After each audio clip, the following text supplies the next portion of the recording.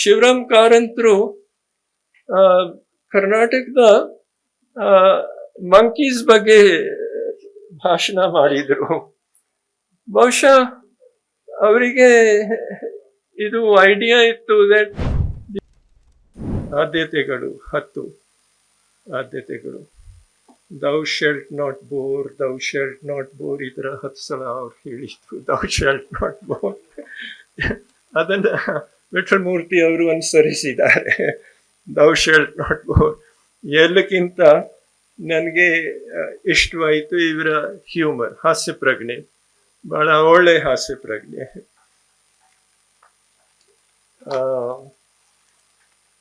ಇಟ್ಲಿಯ ಪ್ರಖ್ಯಾತವಾದ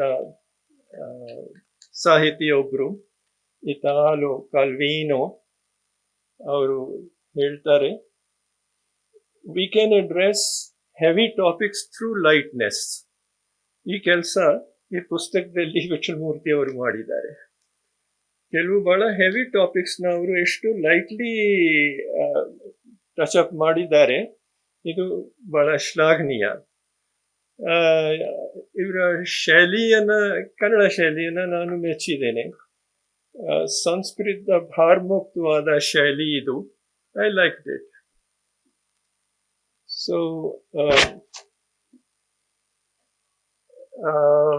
ಮೊದಲನೆಯ ಚಾಪ್ಟರ್ ಇದರಲ್ಲಿ ಗುಂಡೂರಾವ್ ಅವ್ರ ಬಗ್ಗೆ ಇದೆ. I was very happy to see this. Gundurao ಅವರಿಗೆ ಅವರು ನ್ಯಾಯ ಮಾಡಿಕೊಟ್ಟಿದ್ದಾರೆ. He was one of our best chief ministers. But ಅವರಿಗೆ ಚಲಾಯಿಸದೆ ಶಾಂತಕುಮಾರ್ ಅವರೇ ಮಾಧ್ಯಮದಲ್ಲಿ ಅಷ್ಟು ಗೌರವ ಸಿಗಲಿಲ್ಲ. He was a very good chief minister. ಇವರು ಶುರು ಮಾಡಿದ್ದು ಗುಂಡೂರಾವ್ ಅವರಿಂದ, and he has done justice to. ಮತ್ತು ಇವರು JH ಪಟೇಲ್ ಅವರಿಗೂ ಜಸ್ಟಿಸ್ ಮಾಡಿಕೊಟ್ಟಿದ್ದಾರೆ. He was also a very good chief minister and also had probably the best humour among the chief ministers. ನಾನು ನೋಡಿದ್ದು ಪಾಲಿಟಿಷಿಯನ್ಸ್ ಪೈಕಿ ಹ್ಯೂಮರ್ ಇಳ್ಳೋರ ಜನ ಬಹಳ ಕಡಿಮೆ. JH ಪಟೇಲ್ ಒಬ್ಬರು ಮತ್ತು DB ಚಂದ್ರೇಗೌಡರು. He was a very humorous person. And ಎರಡನೇದು ಇಲ್ಲಿ ವರ್ಗಾವಣೆ ಆದೇಶಗಳ ಬೆನ್ನೇರಿ. ಬೇಂದ್ರೆ ಅವರು ಭೃಂಗದ ಬೆನ್ನೇರಿ ಹೇಳ್ತಾರೆ, ಇವರು ವರ್ಗಾವಣೆಯ ಬೆನ್ನೇರಿ ಹೇಳ್ತಾರೆ. ಸೊ ಎಲ್ಲ ಒಮ್ಮೆ ಸರ್ವಿಸ್ಗೆ ಸೇರಿದ ನಂತರ ವರ್ಗಾವಣೆ ನಿಮ್ಮ ಗತಿ, ಅದೇ ನಿಮ್ಮ ಡೆಸ್ಟಿನಿ. ಸೊ ಅದರ ಬಗ್ಗೆ ಏನು ಹೇಳೋದು? ನರಗುಂದ ಬಂಡಾಯ ಕಲಿಸಿದ ಪಾಠ, ಇದನ್ನ ಓದಿ ನನಗೆ ಮಂಡ್ಯದ ವರುಣ ಚಳುವಳಿ ನೆನಪಾಯಿತು. ನೀವು ಅದನ್ನ ಹ್ಯಾಂಡಲ್ ಮಾಡಿದ್ದೀರಿ, ನಾನು ಇದನ್ನ ಹ್ಯಾಂಡಲ್ ಮಾಡಿದೆ. ಸೊ ಇಲ್ಲಿ ಕೆಲವು ಕಡೆ ಅವರು ಬಹಳ ಒಳ್ಳೆ ಮಾತುಗಳನ್ನ ಹೇಳ್ತಾರೆ. ಗ್ರಾಮದಲ್ಲಿ ಶಾಲೆಯನ್ನ ಸ್ಥಾಪಿಸಲು ಇವರ ತಂದೆ ಗೌಡರು ಬಹಳ ಎಫರ್ಟ್ಸ್ ಮಾಡ್ತಾರೆ. ಆವಾಗ ಇನ್ಸ್ಪೆಕ್ಟರ್ ಬರ್ತಾರೆ ಊರಿಗೆ. And the description that he gave ಇದರಲ್ಲಿ ಕೆರಳೆ ಮತ್ತು ಎಲ್ಲ ವಾಗ ಮತ್ತು ಹಾರ ಪ್ರೊಸೆಷನ್ ಅದೆಲ್ಲ ಅವತ್ತು ಒಂದು ಇನ್ಸ್ಪೆಕ್ಟರ್ಗೆ ಅಷ್ಟು ಗೌರವ ಇತ್ತು, ಇವತ್ತು ಒಂದು ಸೆಕ್ರೆಟರಿಗೆ ಎಷ್ಟು ಗೌರವ ಇದೆ ಅಂತ ನಿಮ್ಗೆ ಗೊತ್ತಿದೆ. ಇದಕ್ಕೆ ಕಾರಣ ಏನು ಅದ್ರ ಬಗ್ಗೆ ಅವರು ಹೇಳಲಿಲ್ಲ. ಯಾಕೆಂದ್ರೆ ಅವರೇ ಹೇಳಿದ್ದಾರೆ, ಈ ಕಟು ವಿಷಯಗಳನ್ನ ಯಾಕೆ ಹೇಳಬೇಕು. ಅದೇ ತರ ಭೂ ಸುಧಾರಣೆ ಬಗ್ಗೆ ನೆಕ್ಸ್ಟ್ ಇವರ ಲೇಖನ ಇದೆ. ಧನಗ್ರಾಹಿಯು ಕ್ಷೀರ ಸಮುದ್ರ, ಇದು ಬಹಳ ಸ್ವಾರಸ್ಯಕರವಾದ ಚಾಪ್ಟರ್. ಅವರು ಬಾಲ್ಯದಲ್ಲಿ ಹೇಗೆ ದನಕರುಗಳನ್ನ ಮೇಯಿಸ್ತಾ ಇದ್ರು, ಆನಂತರ ಇವರಿಗೆ ಈ ಹಾಲು ಉತ್ಪಾದಕರ ಸಂಘದ ಜವಾಬ್ದಾರಿ ಇವ್ರ ಹೆಗಲ ಮೇಲೆ ಬಂತು. ಇವರು ಆನಂದ್ಗೆ ಹೋಗ್ತಾರೆ ಅಮೂಲ್ನ ನೋಡ್ಲಿಕ್ಕೆ. ಕುರಿಯನ್ ಅವ್ರ ಬಗ್ಗೆ ಬಹಳ ಇವರು ಚೆನ್ನಾಗಿ ಬರೆದಿದ್ದಾರೆ. ಆದ್ರೆ ಅಮೂಲ್ ಈ ಸಂಸ್ಥೆಯನ್ನ ಕಟ್ಟುವವರು ಕುರಿಯನ್ ಅಲ್ಲ, ತ್ರಿಭುವನ್ ದಾಸ್ ಪಟೇಲ್. ತ್ರಿಭುವನ್ ದಾಸ್ ಪಟೇಲ್ ಕುರಿಯನ್ನ ನೌಕರಿ ಕೊಟ್ಟಿದ್ರು. ಸೊ ಅವರಿಗೆ ಸ್ವಲ್ಪ ಮನಸ್ಸಿನಲ್ಲಿ ಈ ವಿಷಾದ ಅವ್ರ ಮನಸ್ಸಿನಲ್ಲಿ ಇತ್ತು. that all the credit is being given to Kurian and not to him. So ಇವರು ಕೂಡ ತ್ರಿಭುವನ್ ದಾಸ್ ಪಟೇಲ್ ಬಗ್ಗೆ ಬರ್ದಿಲ್ಲ ಇದರಲ್ಲಿ. ಬಟ್ ವಿಠ್ಠಲಮೂರ್ತಿ ಸಾಹೇಬ್ರೆ ನಿಜವಾಗಿಯೂ ಇದು ತ್ರಿಭುವನ್ ದಾಸ್ ಪಟೇಲ್ ಅವ್ರ ಕೆಲಸ.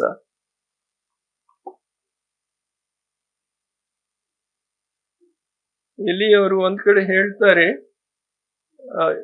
ಯುಪಿಯಲ್ಲಿ ಹೇಳ್ತಾರೆ, 3 ಹುದ್ದೆಗಳು ಮಹತ್ವದ್ದು: PM, CM, DM. ಇವರು ಹೇಳ್ತಾರೆ DC ಅಂದ್ರೆ ಬ್ರಿಟಿಷ್ ಸಾಮ್ರಾಜ್ಯದ ವಾರಸುದಾರರಂತೆ. ಸೊ ಇದು ನಿಜ ಒಂದ್ ದೃಷ್ಟಿಯಿಂದ ನೋಡಿದ್ರೆ. In fact Pandit Nehru wanted to abolish this, but Patel is the one who said, ಇಲ್ಲ ನಮಗೆ ಬೇಕಿದೆ. ಅವರು ಇದ್ರ ಬಗ್ಗೆ ಸ್ವಲ್ಪ ಹೇಳಿದ್ದಾರೆ ಪಟೇಲ್. ಆಮೇಲೆ ನೆಕ್ಸ್ಟ್ ಚಾಪ್ಟರ್ ಇಸ್ ಪಟ್ಟದ ಕಲ್ಲು ಉತ್ಸವ. ಪಟೇಲ್ ಬೆಳ್ಳಿ ಲೋಟ, ಅವರು ಪಟೇಲ್ ಅವರ ಬೆಳ್ಳಿ ಲೋಟ ಇದು ಸ್ವಾರಸ್ಯಕರವಾದ ಬಹಳ ಇದು. ಬಟ್ ಇದು ಬರೀ ಪಟೇಲ್ರ ಮಾತಲ್ಲ, ಇದು ಹಲವಾರು ಸಲ ನಾನು ಬೇರೆಯವ್ರ ಜೊತೆನೂ ನೋಡಿದ್ದೇನೆ. ಇಟ್ ವಾಸ್ ಬೆಳ್ಳಿ ಲೋಟ, others add it to Coca Cola, ಅದು ಗೊತ್ತಾಗೋದಿಲ್ಲ. ಅದು ಕೂಡ ನಾನು ನೋಡಿದ್ದೇನೆ. ನೆಕ್ಸ್ಟ್ ಚಾಪ್ಟರ್, ಸಿದ್ದರಾಮಯ್ಯ ಇನ್ನು ರಾಗಿ ಬೀಸಬೇಕು ಅಂದ್ರೆ ದೇವರಾಜರ್ ಸಮಾನ ಆಗ್ಲಿಕ್ಕೆ ಈ ತರ ಅವರು ರಾಗಿ ಬೀಸಬೇಕು. ಇದು ಬರ್ದಿದ್ದು ಇನ್ 2013 13 ವರ್ಷ ಆಯಿತು, ಇನ್ನು ಅವರು ರಾಗಿ ಬೀಸ್ತಾ ಇದ್ದಾರೆ. ಬಟ್ ದೇವರಾಜ್ ಆಗ್ಲಿಕ್ಕೆ ಸಾಧ್ಯವಿಲ್ಲ. No comparison between ದೇವರಾಜರ್ಸ್ and Siddaramaiah. ನಾನು ದೇವರಾಜರ್ಸ್ ಅವ್ರನ್ನ ಬಹಳ ಹತ್ತಿರದಿಂದ ನೋಡಿದ್ದೇನೆ. ಆಗ ಅವರ ಆಫೀಸ್ ಮ್ಯಾನೇಜ್ ಮಾಡೋರು ನಾವಿಬ್ರೆ, ಮಿಸ್ಟರ್ ಲಿನ್ ಮತ್ತು ನಾನು. ಕಾಲಾಂತರದಲ್ಲಿ CM ಸೆಕ್ರೆಟೇರಿಯಟ್ at one time had more than 100 people. I don't know ಈಗ ಎಷ್ಟು ಜನ ಇದ್ದಾರೆ. Jayaraj will know probably. Jayaraj ಆಗಿದ್ದಾಗ ಬಹುಶಃ there were over 100 people in the CM's office. ನಾವಿಬ್ರು plus press secretary PK Srinivasan. So ಈ 13 ವರ್ಷ ಇನ್ನು ಅವರು ರಾಗಿ ಬೀಸಿದ್ದಾರೆ, ಇನ್ನು ಬೀಸ್ತಾನೆ ಇದ್ದಾರೆ.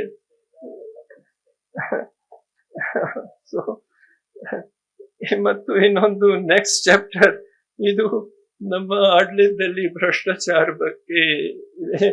ಕಟ್ಟಡದ ಕೆರೆಗೆ 3 ಬಾರಿ ಪರಿಹಾರ, ಇದೆಲ್ಲ ಆಗುತ್ತೆ.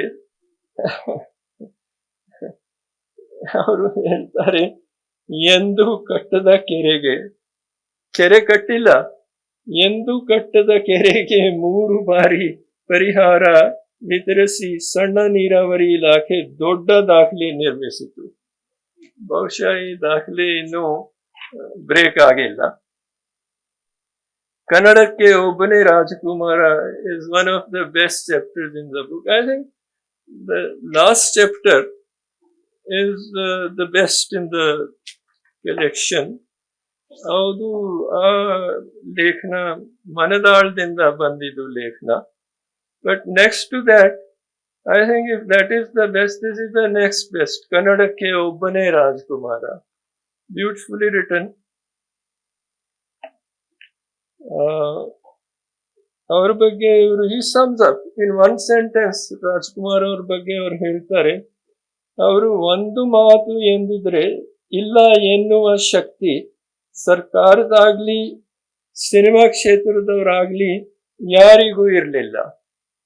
I think that sums up Rajkumar beautifully. ಬಹಳ ಚೆನ್ನಾಗಿ ಬರೆದಿದ್ದಾರೆ. ರಾಜ್ಕುಮಾರ್ ಕೇಳ್ತಾರೆ ನೀವೇಕೆ ಸಿನಿಮಾದಲ್ಲಿ ನಟಿಸಬಾರ್ದು ಅಂತ ಬರೆದಿದ್ದಾರೆ. ಒಳ್ಳೇದಾಯ್ತು ಇವರು ಸಿನಿಮಾಗೆ ಹೋಗ್ಲಿಲ್ಲ.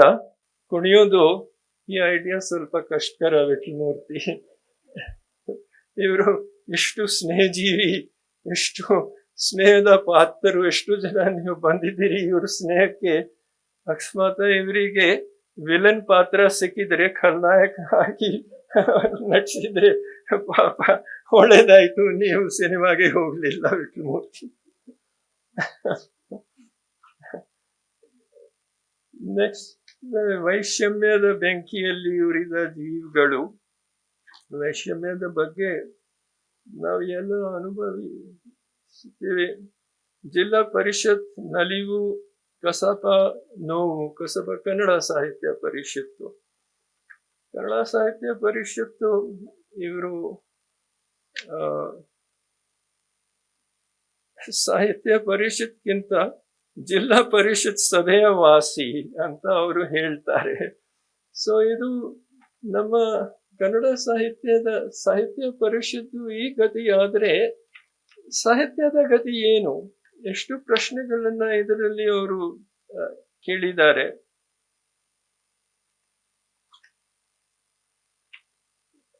ಆಮೇಲೆ next is about V Karanth. ಇಲ್ಲಿ ಇರಲಾರೆ ಅಲ್ಲಿಗೆ ಹೋಗಲಾರೆ. ಬಹಳ ಚೆನ್ನಾಗಿ ಬರೆದಿದ್ದಾರೆ ಇದನ್ನ.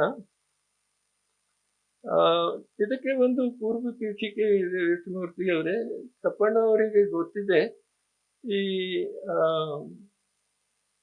ವಿವಾಹ ಪ್ರಕರಣ ಆದ ನಂತರ ಅವರು ಫಸ್ಟ್ ಟೈಮ್ ಬೆಂಗಳೂರಿಗೆ ಬಂದಾಗ ಕಪ್ಪಣ್ಣ ಅವ್ರನ್ನ ನನ್ನ ಮನೆಗೆ ಕರ್ಕೊಂಡು ಬಂದಿದ್ರು. ನಾನು ಏನ್ ಕೇಳಲಿಲ್ಲ, I just gave him affection and usual respect. ಆಮೇಲೆ ಮಾತಾಡ್ತಾ ಏನ್ ಮಾಡ್ಬೇಕು ಅಂತ ಅವ್ರು ಹೇಳಿದ್ರು, I want to do something, ಏನಾದ್ರೂ ಮಾಡ್ಬೇಕು. I talk to the CM. Hegde ಅವರಿಗೆ ನಾನು ಮಾತಾಡಿದ್ದೆ, ಅವರು ಒಪ್ಕೊಂಡಿದ್ರು ಬರ್ಲಿ ಇಲ್ಲಿ. I said sir we have to rehabilitate him here. ಕಪ್ಪಣ್ಣಗೆ ಗೊತ್ತಿದೆ ಇದು. ಸೊ ಹೆಗಡೆ ಅವರು ಒಪ್ಕೊಂಡಿದ್ರು. ದೆನ್ ಆಮೇಲೆ ಎಲ್ಲ ನೀವು ಬರ್ದಿದ್ದು ಎಲ್ಲ ಆಯಿತು. ಬಟ್ ಅದು ನನಗೆ ಇದನ್ನು ಓದುತ್ತಾ ನೆನಪಾಯಿತು. When Kappanna brought him, look like a wounded bird. ಆ ಥರ ನನಗೂ ಬಹಳ ದುಃಖ ಆಯಿತು. But I never asked him any question. ಏನು ಎಂದು ಕೇಳಲಿಲ್ಲ. ನನಗೆ ಇವತ್ತಿಗೂ ಗೊತ್ತಿಲ್ಲ ಏನಾಯಿತು. Great genius. Next chapter is ಪುಸ್ತಕ ಪ್ರಾಧಿಕಾರಕ್ಕೆ ಪ್ರೇರಣೆಯಾದ ಪತ್ರ. ಇದು ತೇಜಸ್ವಿ ಅವರ ಪತ್ರ.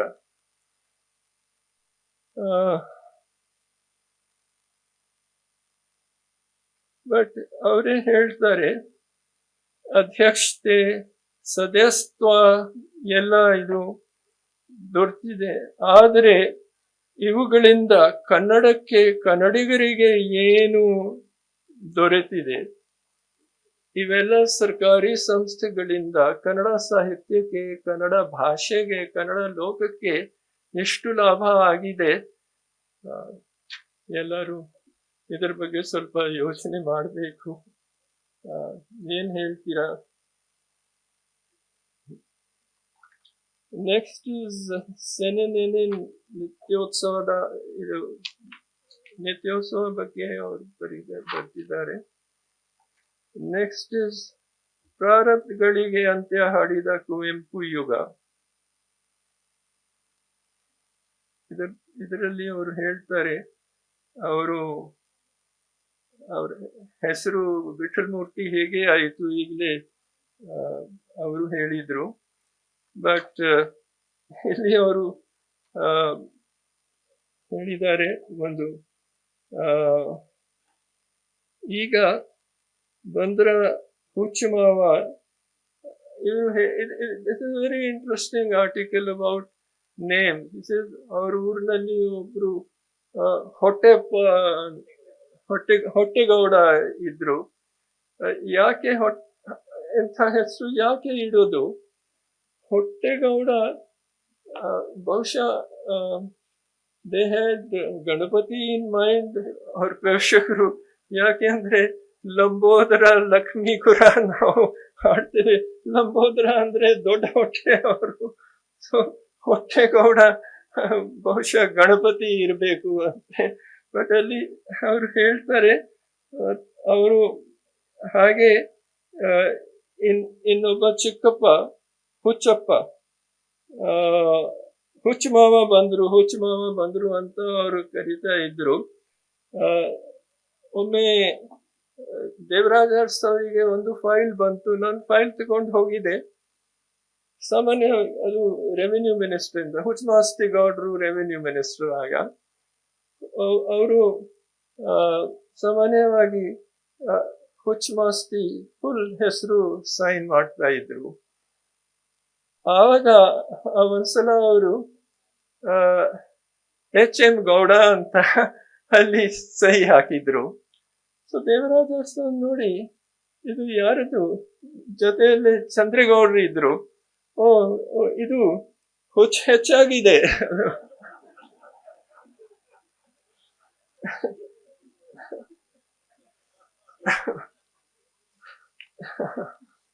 ಸೊ ಈ ಹೊಟ್ಟೆಗೌಡರು ಆಮೇಲೆ ಹರೀಶ್ ಆದ್ರು. ಬಟ್ ಯಾಕೆ ಸಂಸ್ಕೃತ್ ನೇಮ್ಸ್ ಓನ್ಲಿ? ವಿಠಲ್ ಮೂರ್ತಿ ಅವರೇ ನಿಮ್ಮ ಹೆಸರು ಕೂಡ ವಿಠಲ್ ಮೂರ್ತಿ ಒಂಥರ ನೋಡಿದ್ರೆ ಸಂಸ್ಕೃತ ಭಾಷೆಯ ಹೆಸರು. ಈ ಹೆಸರಿಂದ ಶ್ರೀರಂಗ ಅವರಿಗೆ ಕಷ್ಟವಾಯಿತು. ಅವರು ಬಹುಶಃ ಇವರು ಕೂಡ ಬ್ರಾಹ್ಮಣರು ಅಂತ ಹೆಸರಿಂದ ಊಹಿಸಿದ್ರು. ಆಮೇಲೆ ನೀವು ಬಬ್ಬುರ್ಕೊಬ್ಬ ಬ್ರಾಹ್ಮಣರು, ದೇಶಸ್ಥ ಬ್ರಾಹ್ಮಣರು, ಯಾವ ತರದ್ದು ಬ್ರಾಹ್ಮಣರು ಅಂತ ಕೇಳ್ತಾರೆ. ನನ್ಗೆ ಆಶ್ಚರ್ಯ ಆಯಿತು, ಎಷ್ಟು ದೊಡ್ಡ ಸಾಹಿತಿ ಅವ್ರ ಜಾತಿ ಬಗ್ಗೆ ಕೇಳ್ತಾರೆ. ಬಟ್ ಏನು ಕರ್ನಾಟಕಕ್ಕೆ ಬಂದ್ಮೇಲೆ ಪಂಜಾಬಿಂದ ನನ್ಗೆ ಕೆಲವು ಬಹಳ ಆಶ್ಚರ್ಯಕರವಾಗಿತ್ತು ಸಂಗತಿಗಳು. ಒಂದು ಅದರಲ್ಲಿ the hold of cost and community in Karnataka. And somebody like a great writer like Sriranga asked him, ನಿಮ್ಮ ಜಾತಿ ಯಾವುದು ಅಂತ. ನೋಡಿ ಎಲ್ಲಿಗೆ ಬಂದಿದ್ದೇವೆ ನಾವು. So one thing about this book is it makes you think about these things. ಆಮೇಲೆ ಪ್ರವಾಸೋದ್ಯಮದ ಅದ್ಭುತ ಸಾಧ್ಯತೆಗಳು, ಇವರ ಸಾಧ್ಯತೆಗಳ ಬಗ್ಗೆ ಇವರು ಎಲ್ಲ ಹೇಳಿದ್ದಾರೆ. ಅರಮನೆ ಕತ್ತಲು, ರೆಡ್ಡಿ ಪೌಂಡ್, ವಿವಾದಿತ ಎಲ್ಲ very interesting once. About the names he has said that about Kuvempu it was said Kuvempu did not name his children, he sentenced them. ಇಲ್ಲಿ ಬರ್ದಿದ್ದಾರೆ. ಇದು ರಾಜೀವ್ ತಾರಾನಾಥ್ ಅವರ ನುಡಿಮುತ್ತು, ಅವರು ಹೇಳಿದ್ದು. ಆಮೇಲೆ ಇದು ಎಲ್ಲ ಕಡೆ ಪ್ರಸಿದ್ಧವಾಯಿತು. that Kuvempu did not name his children, he sentenced them. ಅವರೇ ಹೇಳಿದ್ದು. But Rajiv was again a great person. Rajiv ಅವರು ಈ ಹಳೆ ಶುದ್ಧ ಉತ್ತರ ಕರ್ನಾಟಕದವರು, ರಾಯಚೂರು, ಧಾರವಾಡದವರು, ಈ ಹಳೆ ಮೈಸೂರಿನ ಈ ಪದ್ಧತಿ ಅಬೌಟ್ ಎಕ್ರೋನಿಮ್ಸ್, ಕುವೆಂಪು, ಆನಾಕ್ರು, ಕೂತಿನ ಎಟ್ಸೆಟ್ರಾ ಎಲ್ಲ ಅವರು ಕೇಳಿದ್ರು. ಸಪೋಸ್ somebody's name is ಹೂವಿನ ಹಡಗಳಿಯ ಸಿದ್ದಪ್ಪ ದಾನಪ್ಪ, ಅವಾಗ ಏನ್ ಮಾಡ್ತೀರಾ?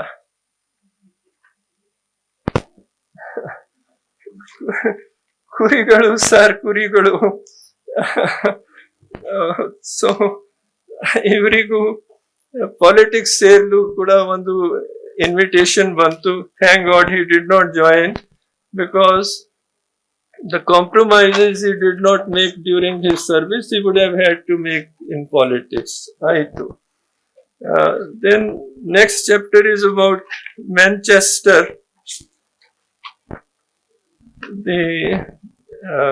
Then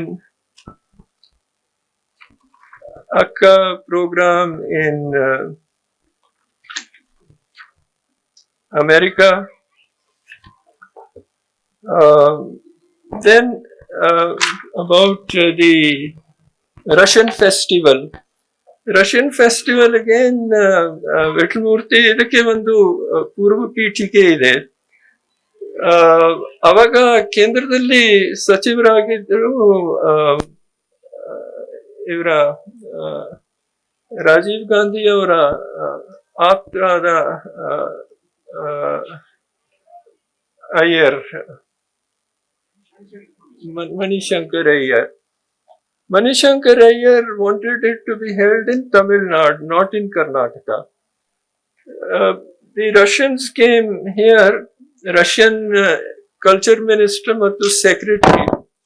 So I took them around and convinced them that it should be held here. ಅವರು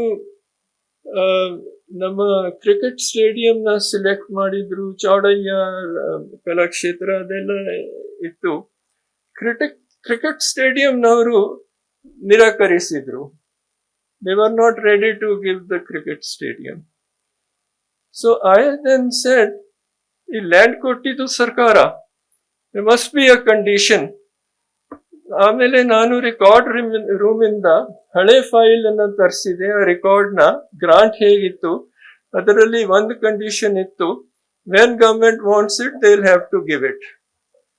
so then I wrote a letter to them quoting that I said I will take it over, and then there is a condition that government can take it over.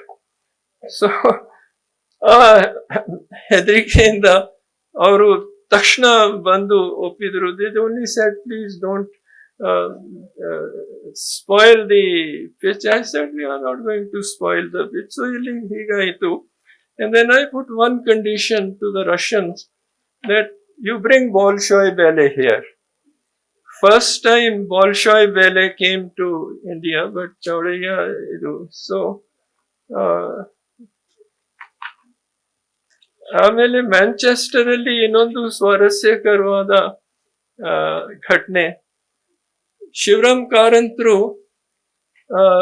ಕರ್ನಾಟಕದ monkeys ಬಗ್ಗೆ ಭಾಷಣ ಮಾಡಿದ್ರು. ಬಹುಶಃ ಅವರಿಗೆ ಇದು idea ಇತ್ತು that these people all will talk about greatness of Kannada culture, greatness of Kannada language, etc. Let me talk about something different. So ಅವರು monkeys ಬಗ್ಗೆ ಮಾತಾಡಿದ್ರು, ಮಂಗಗಳ ಪ್ರಜಾತಿಗಳ ಬಗ್ಗೆ. I think it's a brilliant thing. ಒಂದು ವಿಠಲ್ ಮೂರ್ತಿ ಅವರು ಹೇಳ್ತಾರೆ, ನಾವು ಇವರು ಯಾವಾಗ ಮುಗಿತಾರೆ ಈ ಭಾಷಣವನ್ನ ಕಾಯ್ತಾ ಇದ್ವು, but I think it's a brilliant idea. ಇಂಗ್ಲೆಂಡ್ಗೆ ಹೋಗಿ ಕರ್ನಾಟಕದ ಮಂಕೀಸ್ ಬಗ್ಗೆ ಮಾತಾಡೋದು ಅವ್ರು ಶಿವರಾಮ್ ಕಾರಂತರೇ ಮಾಡ್ಬೇಕಾಗಿತ್ತು, ಬೇರೆಯವರಿಂದ ಇದು ಸಾಧ್ಯವಲ್ಲ.